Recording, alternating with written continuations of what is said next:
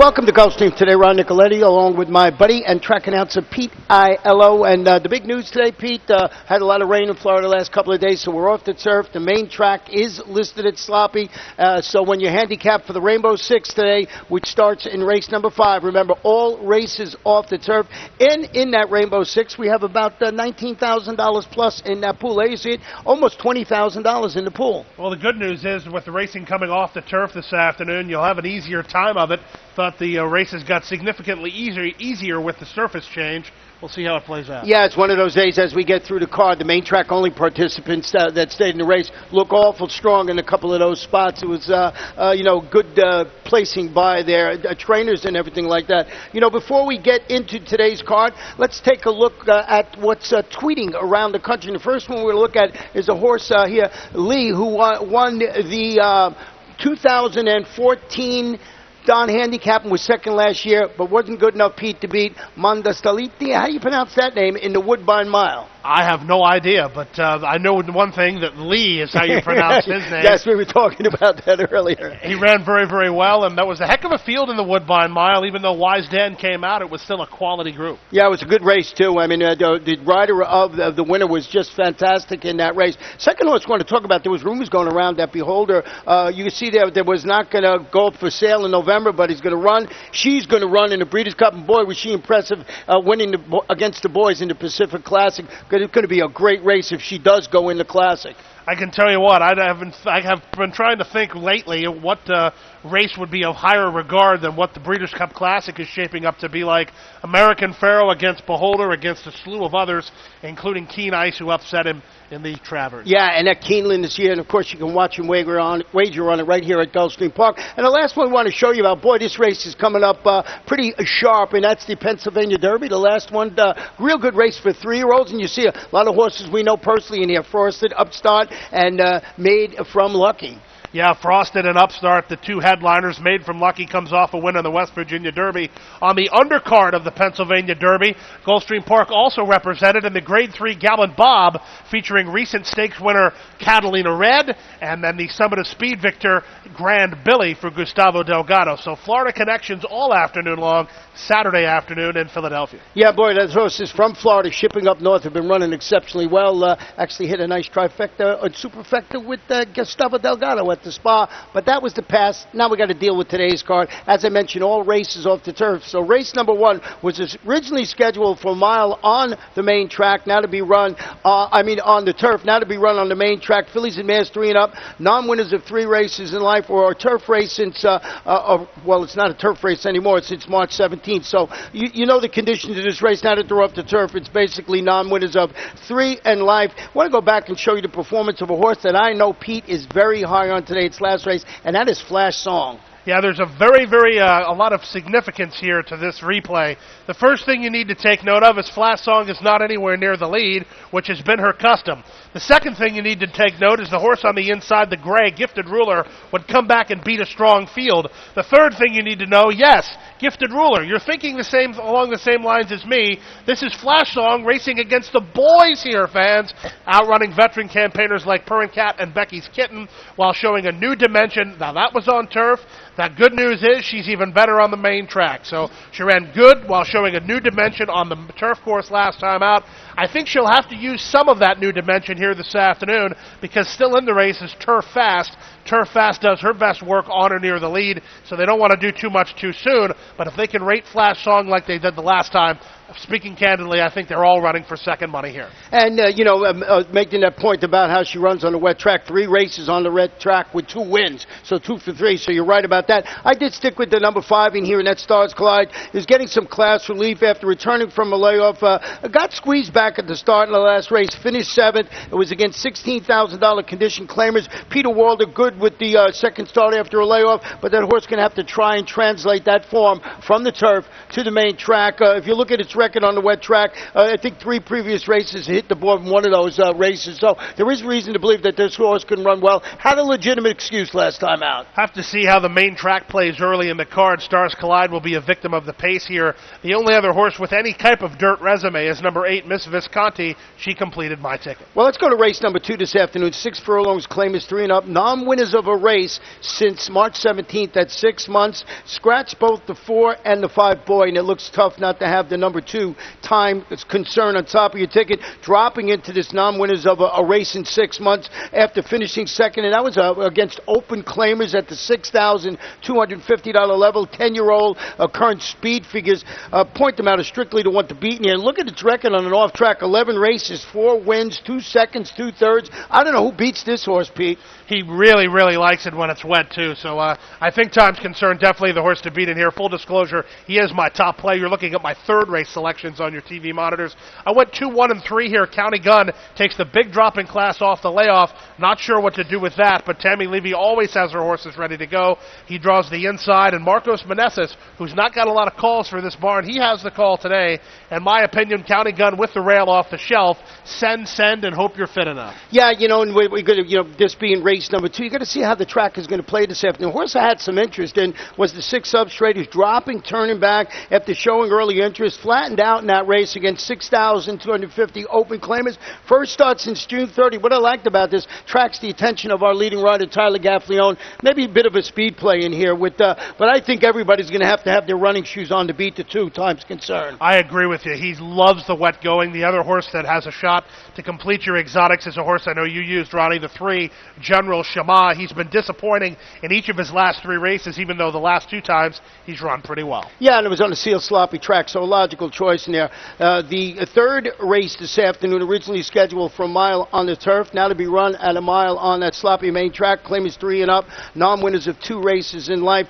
Scratch in here 2, 4, 6, 7, and 8. We got a 4-horse field. As I was mentioning at the top of the show, the 9 gets in this race. Looks like a piece of candy to me. That's Royal Knowledge. Entered for the main track only. Going to the Mike Petro barn. Running second against $16,000 2 lifetime claimers. Mike Petro sharp with new claims. I don't know. Is there anybody else can beat him? I think so. The 3, Fear the Falcon. There's no show, there's no super, just a compact field of 4 here, so pace will be relevant. Royal Knowledge is not quick enough to keep up with Fear the Falcon early. His only pace pressure may come from 2-step Cowboy, but for me, it's Fear the Falcon on top and Royal Knowledge trying to get to him late. The price will be better on Fear the Falcon. He makes his second start off a layoff and stretches out to 1 mile today. And the other horse I had some interest, the inside horse 1, Modern Tail, gets blinkers. If you look at its record on a wet track, 2 starts, a second and a third, so 2 for 3 in the money, but 4-horse field there with the scratches with the move from the turf to the main track.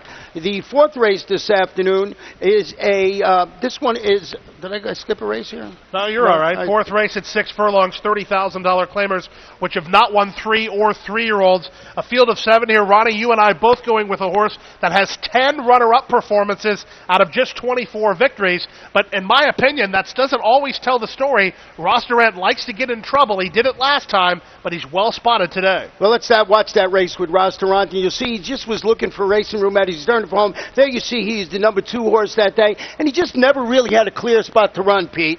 Yeah, that's true. Harry Hernandez was trying to find him someplace to go. Kept him up in there, and the winner of the race, Nitch, is the one who just took over. He's trying to follow him, and he just can't do it. He's trying to move him inside. Now Nitch is gamely hanging on to the lead while drifting inward a little bit. That didn't help Ross Durant's chances. He's pretty honest. I mean, do you want to bet a horse that's 2 for 24 to win at a short price? No, you probably don't, and I understand that. But at the same time, I think he's the best horse in here, and he always does fire his best shot. Well, I went a little different way. I have won the ticket, but I did go with the 1, and that's Mausharado, who's turning back today to 3/4 of a mile, breaking from the rail again after stalking early and getting up in time to defeat $35,000 starter allowance runners going 6.5 furlongs. I like this. The consistent son of Sky Mesa hasn't been off the board yet. 6 races, 2 wins, 2 seconds, 2 thirds. I like that better than the 2 for 24 record, so I put him on top of my ticket. Pretty amazing. A field of 7, Ronnie, and I have 5 of the 7 runners here this afternoon. I think you should probably box the 5 and 6. Hey, what about the 4 horse? I wanted to ask you about this horse. Duncan Bend is an intriguing possibility, I thought, when returning from an almost 18-month layoff for trainer Jose Garofalo. But this is a son of Dunkirk. He won the Grade 3 sapling at age 2. I just think this horse maybe coming back, a good barn, maybe a horse that you got to give a second look to here, especially if you're betting the early pick 4. just 2 local workouts. So for me, I think he's got to need one being off that long. But if he returns to his old self, they certainly will be running for second money because there's no graded stakes quality field in here. The 3, All My Memories, takes a substantial class hike here this afternoon, but he did win well last time out. He rounded up my ticket. Well, let's go to race number 5, and it is 7 furlongs. Claim is 3 and up. Non-winners of 2 races in life, $12,500. 7 runners going to be in the field. Got my favorite angle here, and that is with the number 1, In Excessiveness. This one is turning back to 7 furlongs on the main track, racing without the blinkers today. Shipped in from Charlestown to set the early pace and weaken in that race to finish 5th against $20,000. 2 lifetime claimers going a 2-turn mile on the turf. Jenna Antonucci, good with blinkers coming off about 27%, but more importantly, I love horses that show speed going long on the turf, turning back to 7/8 on the main track. Put it right on top of my ticket. You have the 6 Prince Harlan, who I have in second. We got the exact to just flip-flop. Yeah, Prince Harlan is a 1-pace, grinded-out type horse. In Excessiveness probably has the tactical advantage on him. The key with In Excessiveness, he broke his maiden over a synthetic surface, and his races in California on the main track were ugly. His races in West Virginia on the main track were ugly.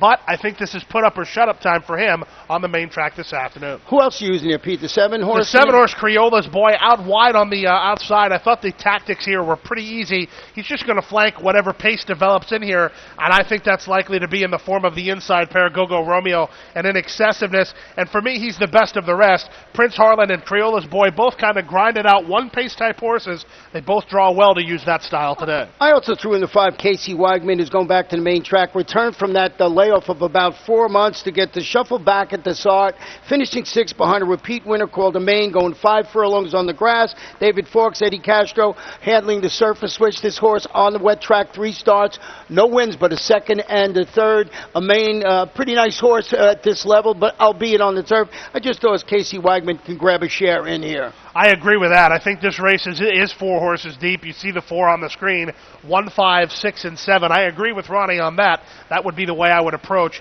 today's Rainbow 6 sequence. Yeah, that's where the Rainbow 6 starts. We showed you just about $20,000 in that pool. Race number 6 is where the Pick 5 kicks off. It was originally scheduled for 7.5 furlongs on the turf. Now to be run at 7 furlongs on the main track. Claim is 3 and up. Non-winners of 2 races in life, $12,500. Scratch the 4, the 5, and the number 11. Hippie Slippers. I put the 12 on top of my ticket, and that is voter turnout, who was entered for the main track only, is stretching out to 7 furlongs after following that really monster $10,000 maiden victory with a nice second-place finish, beating a length against $12,500 starter allowance runners. And if you notice my selections throughout the day, when I'd see an off-track, I always lean towards speed until it's proven differently. I just thought the 12 voter turnout with a couple of scratches inside should get a nice position and be able to score there. What did you say about Royal Knowledge earlier? I want to steal your line. A piece of candy? I usually say free square, but I agree. I think voter turnout is almost impossible to beat here. I won't use the L word, as the gamblers know that there's no such thing. Right. But show me any horse in this race that's still in this race that has run well on the dirt in the last 6 months. The only answer to that question is voter turnout. Well, the number 7, Vincent Chase, going to the main track, but I want to tell you why I like this horse. This one is stepping up to face winners. I thought this race last time when it rallied 5 wide to defeat $12,500 maidens by 4 widening lengths. I see the race here. It's got some speed in it. I don't know if he can beat voter turnout, but this is the type of horse that can suck up and grab a share, albeit it has to prove it can do it on the main track. I agree with the logic behind that. I just used a different horse to do it. Number 3, Expected Meeting. He has some dirt form. You have to go back to Gulfstream West last year to find it, but he does have some. I think he might be best of the rest. Yeah, and I threw in the 2 Smoke Police, but the 12 voter turnout and the 6th race this afternoon to kick off the Pick 5. Are you singling it? Solid single, and that's good because you're going to need coverage in the 7th race, which is maidens at 7 furlongs, in for $50,000. I did not have a strong opinion here. As you will see, I have a horse 20-1 on the morning line. In my second spot there, number 2, Marnesia Big Girl on top for me for Herman Walensky. Comes out of a pretty good race and takes a drop in class. I don't know how much of a drop in class it is, but this race had more questions than it did answers for me. Yeah, I went with the horse that you have in 3rd on top, and it did not mean it, getting some immediate class relief safe after failing to show much against Better in a maiden special weight debut, going 5/8 of a mile. The trainer is Larry Pilati. Eddie Castro handling today the stretch out to 7/8 of a mile. And I just thought in the class relief, this barn is good doing this. And like you said, a wide open affair.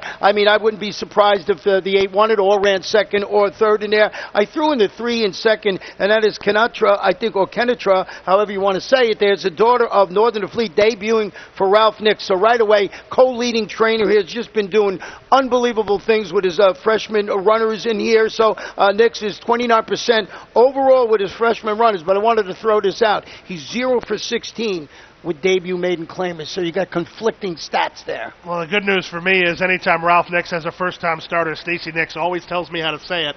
So, Stacy, I'll be waiting for your text message on this one. The 9 horse is my second place, Stardust Rhythm, being out of a mare, an Ad Rhythm, who we remember here in South Florida. That horse likes some moisture in the surface, and this is what Stardust Rhythm will get here this afternoon. Adds Lasix for the first time. I'm reaching a little bit, but I think this is a race where you can reach because there is a lot of different options. I mean, just look at the top horse that Ronnie has, and my third play, the 8, did not mean it. My top play beat you last time, albeit just narrowly, so it's just kind of that kind of race. Yeah, and I threw in the 9, no toddy, no party, stretching out. This is a furlong, just missed third when finishing fourth. It was a nice race, but it was 71-1 in that race. That was going 3/4 of a mile. I like the connections. Jose Garofalo, the trainer, Esmael Jaramillo in the saddle this afternoon. And like Pete said, if you can single the 12 and vote a turnout in that race, you want to go deep in this race because it is certainly wide open. Buy a one-way ticket to Spread City. 6 furlongs, maiden claim is 3 and up, 20,000 down to 16. That is the conditions of our 8th race. Scratch the 3, El Gan Callego, and the number 9, Audible. And Pete and I both have the number 8, El Kraken, on our ticket. And tell me why you did. Well, I can use an old racing adage that used to get me in trouble. Hopefully it doesn't here. The best hop is a drop, and I think that El Kraken is a horse that needs a drop in class. He was favored last time out, did not run well at all. That racetrack was sloppy. Am I concerned about that? Yes.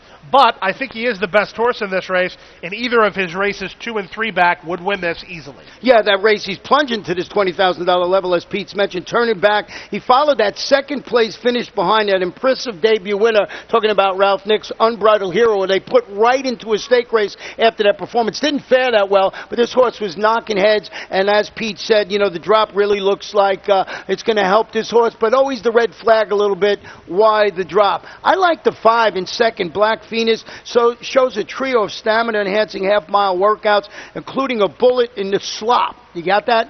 47 breezing in preparation for the first start since finishing 5th behind Similar, which was its first race in almost 8 months. Ramon Morales at second-time Lasix. First time Tyler Gaffleone, Stronach Stables Barn. I think this horse is going to run well in its spot. I like the work in the slop. I think what we're saying here is if you want to play a pick 3 starting in race 6, you single the 12, you spread in the 7th, and you spread here. Because speaking candidly, I left somebody out here, and Ronnie, you didn't, thank goodness. Number 2, Pure Talent. Look at those company lines. He was second against Focus on Me, who came back to win a sharp race as a other than. And then the horse that he finished second to 2 starts ago, Son of a Derby winner, he was thrown to the wolves on some of the speed program day. Those are 2 strong races. He's dropped to win for trainer Stanley Gold. Rodney Studine has the return call. Yeah, I mean, going from maiden special weight, those horses you mentioned, to $20,000, and talking about guys who do great work here. Stanley Gold, this horse looks like the one to beat. Is the morning line favorite in there. I got tried to get cute with El Kraken, but you're absolutely right. You got to have, or I got to have that number 2 on my ticket. Let's go to race number 9 today. 6.5 furlongs. It's an allowance optional claimer. Fillies and mares, 3-year-olds and up. The claiming level is $16,000. Going to scratch the 4 in here. Fair shake. Want to go back and show you a performance of a horse that drew off pretty impressively last time out, and that is Metamoo. And what I like about Metamoo is this Kristen Mulhall, who's the trainer, just brought this. All the horses she's brought here, Pete, have run well, and you're going to see this one here just drawing off to win, and I think it's a real logical spot for this one to make it 2 in a row. Yeah, Ginger Rush is a first-time starter down toward the inside, well-regarded at even money. The horse that's going to end up second, Artie's Bourbon Girl, blazed a quick trail on the front end, and now running down those 2 was Metamu. She cut back, she came over from California, and she was off a layoff. There's one question, and I know you know what it is, with all of those variables, first start in South Florida, first start off the layoff, and winning on the main track after going turf to dirt, does she bounce? There's a good possibility with that, and we both have it on top. The horse I used in second, Pete used in third. Curls for Girls is a daughter of Curlin, now in the Ralph Nix barn, making her local debut. The first start since facing allowance level competition. That was up on the Pennsylvania circuit. Tyler Gaffney on rides. A little bit of guesswork here. Yeah, I think so. I think she might need one also. Jamie's Dancer, the 7-horse in this race, she's another one. She always runs well, and she doesn't win very much, but at the same time, we are dealing with somewhat adverse conditions, although the sun's out right now, so by the time race 9 runs, there might be a significant upgrade in the racetrack conditions. Yeah, and you make a good point. You always got to watch the track conditions here. They get upgraded because we have, strong sun. The track dries out pretty fast here. The other horse I used was Don't Tell Vanessa, cutting back to 6.5 furlongs on a wet track today after, leading every step of the way to defeat $20,000 two lifetime claimers, going 2-turn mile on the grass. We should know the track bias by now, and if it's speed on the inside on this type of day, turf to dirt, turning back, maybe this horse can be on or near the lead, but that is, I think, 12 to 1 on the morning line. Well, the thing about Don't Tell Vanessa, her elevator doesn't go to the top floor, but when she's wacky, that horse, yeah. but she's also very, very good when she puts her mind to business like she did last time out. Doesn't go to the top floor. You heard that here first. 10th race, 1 mile. I'm going to try to make you laugh at some point, whether I'm under the weather or not. Under the weather, you heard that here first. Now, Pete's not feeling well today, and he's doing a yeoman's job by hanging in here. He's got a cold, but, he's a good man, and he'll get it done today. So if you hear him coughing a little bit upstairs, forgive him a little bit when he's calling the races. Race 10, originally scheduled for the grass, a mile on the main. The maiden claim is Fillies and Mares, 3 and up, 20,000, scratch to 5. Starship Espresso. There's Starships all over the place. I kept it too hard to picture on top of my ticket, and I'll tell you why. This one moved to the Louis Duco barn. Be the claim, going to try a mile on the dirt after finishing a game third, was the odds-on choice against $16,000 maidens. That was going 7.5 furlongs on the grass, but she showed good speed when finishing second in the slop against $20,000 maidens going 7 furlongs. I'm keying off that performance. I think this horse is going to run well, and Louis Duco having an excellent meeting, or Luis Duco having an excellent meeting, so I kept it too hard to picture right on top of my ticket, 5 to 1 on the morning line. She has the only race on the form recently on the main track that's any good at all. I didn't change my picks here because I have zero opinion in this race. Number 3, Starship Senorita, takes a big drop in class. She is stretching out here this afternoon. If you couple those two things, maybe she can give something early. Too hard to picture. Here's the problem with Starship Senorita. The only time she was on the main track, her race was ugly. Went 46 to the half, but stopped she was all done for the afternoon. Second, I went with Starship Revenue. She's a horse that's never tried the main track, and she is improving. I left her on the ticket for Eddie Nunez and Kathleen O'Connell. Number 4, Key Dior, is turning back to a mile today on that dirt track after rallying to finish second. That was against $22,000 maidens going a mile in the 16th on the Monmouth turf. It is Marcus Vitale. He's back here in South Florida. Got a bunch of entries over the next couple of days, so good to see Marcus back. And he's got Matthew Rispoli named to ride, and this one sort of I don't know how it's going to translate that form from the turf to the main track, but I respect the barn. Maybe this one can grab a share in this wide-open 10th race. This horse is obviously running, quote, off the van a little bit, but she does have a local workout on September the 12th up at Palm Meadows. Now we're going to get into the part of the season when Ronnie loves to tease me. First time from New Jersey. Everybody knows my opinion on that.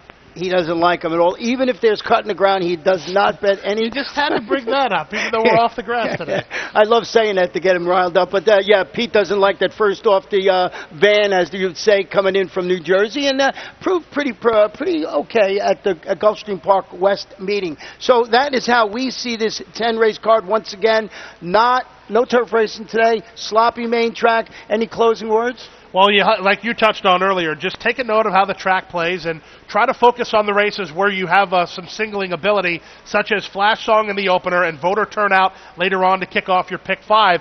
Build around those horses. They look like they're supposed to win, and then key off price horses in the other races. Been playing horses a long time, as have you. You can actually make a fairly good score, even if you have a favorite win in your multi-leg exotics. You just have to get the right horses to complete the sequence. Well, good luck with all your selections today. We'll be back. Pete will be back in a couple of moments with all the updated scratches and jockey changes you need to have a fun day at Gulfstream Park. And right now, weather's nice. Good luck.